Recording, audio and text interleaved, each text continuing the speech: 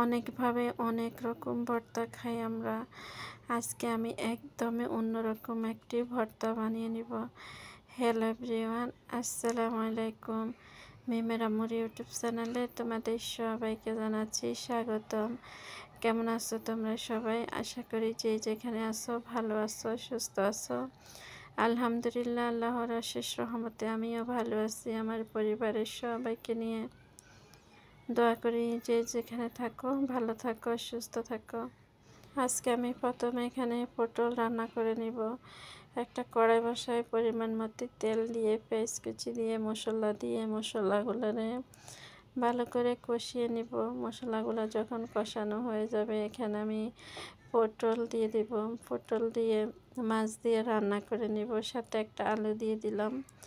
অনেকে অনেকভাবে পটল রান্না করে খায়। অনেকে পটলের বড়া বানিয়ে নেয় দেখি, তবে জানি না কার থেকে কেমন লাগে। আমার থেকে রান্নাটাই ভালো লাগে। আমার কোন আপু কিভাবে পটলটা খেতে পছন্দ করেন কমেন্টে জানাইতে পারেন। তবে আমার কাছে এভাবে মাছ দিয়ে রান্না করলে সবচেয়ে বেশি ভালো লাগে। আমার আপুদের কাছে আমার একটা রিকোয়েস্ট থাকলো, যারা এই পর্যন্ত আমার সাথে এসেছেন প্লিজ একটা লাইক দিয়ে দিবেন, লাইক দিতে ভুলবেন না।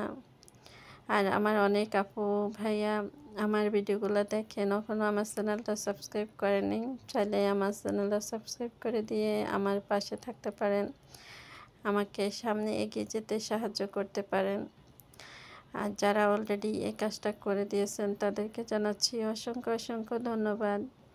আর এই যে আমার পটল দিয়ে মাছ রান্না হয়ে গেছে, কেমন হয়েছে তাও কমেন্টে জানাতে পারেন। আর আমি যে ভর্তাটা বানিয়ে নিব, প্রথমে কড়াইতে আমি অল্প করে কিছুটা পানি দিয়ে দিলাম। পানির মধ্যে এবার আমি মাছ দিয়ে দিলাম, হালকা করে একটু হলুদ দিয়ে দিব আর একটু লবণ দিয়ে দিব। কে কীভাবে মাছ ভাপিয়ে ভর্তা বানিয়েছেন কমেন্টে জানাতে পারেন। হালকা হলুদ আর লবণ দিয়ে আমি মাছটা ভাপিয়ে নিলাম। মাছটা আমার ভাপ দেওয়া হয়ে গেল, এবার আমি মাছটা নামিয়ে রাখবো। মাছটা আমি একদমই ঠান্ডা করে নিব, কারণ গরম মাছে আমি কাটা কখনো খুলতে পারবো না। আর এখানে আমি এই সিমগুলো নিয়ে নিলাম, অনেকে অনেক নামে ডাকে। তারপরে একটা আমি একদম ছোট ছোট করে কেটে নিলাম।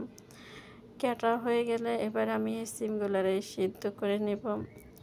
আবারও কড়াইয়ের মধ্যে একটু পানি দিয়ে এবার আমি সিমগুলো সিদ্ধ করে নেব।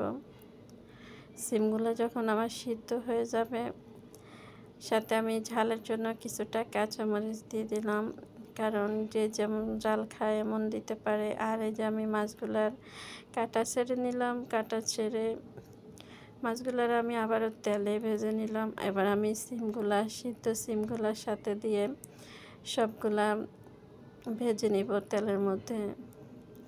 এভাবে কে কে ভর্তা বানিয়ে খেয়েছেন কমেন্টে জানাতে পারেন। তবে এই ভর্তাটা অনেক পছন্দ করে অনেকে খায়। আর আজকে আমি বানিয়ে নিলাম, আমি যেভাবে বানাইলাম ওইভাবে দেখালাম। এটা চাইলে হাতে কষলিও বানিয়ে নেওয়া যাবে, আবার কেউ চাইলে পাটার মধ্যে ঢোলও বানিয়ে নেওয়া যাবে। আর এখানে আমি ভাত বসিয়ে দিতেছি, আমি চাউলটা ধুয়ে ভাতটা বসিয়ে দিব। আমাদের মধ্যে অনেকে আছে ভর্তাটা খুবই পছন্দ করে খায়, তবে আমি নিজেও ভর্তা খুবই পছন্দ করি। যে কোনো ভর্তা হোক না কেন আমার খেতে কিন্তু খুবই ভালো লাগে। ভর্তাটা আমার খুবই পছন্দ। এই যে চাল ধুয়ে আমি এবার ভাতটা বসিয়ে দিলাম, এই ফাঁকে আমার ভাত রান্নাটা হয়ে যাবে। আর এই যে বাজার থেকে মাছ নিয়ে আসা হয়েছে, তবে আজকে খুবই কম করে মাছ কিনা হয়েছে। আমার আজকে ভালো লাগতেছে না, তাই খুবই কম করে শিং মাছ নিয়ে আসা হয়েছে। আর শিং মাছটা যদিও ডোলে বেছে পরিষ্কার করে নিতে খুবই ঝামেলা, এই কারণে শুধু কম করে মাছ নিয়ে আসা হয়েছে। আজকের ভিডিওটা এটুক পর্যন্তই। সবাই ভালো থাকবেন, সুস্থ থাকবেন। আল্লাহ হাফেজ, আসসালামু আলাইকুম। দেখেন।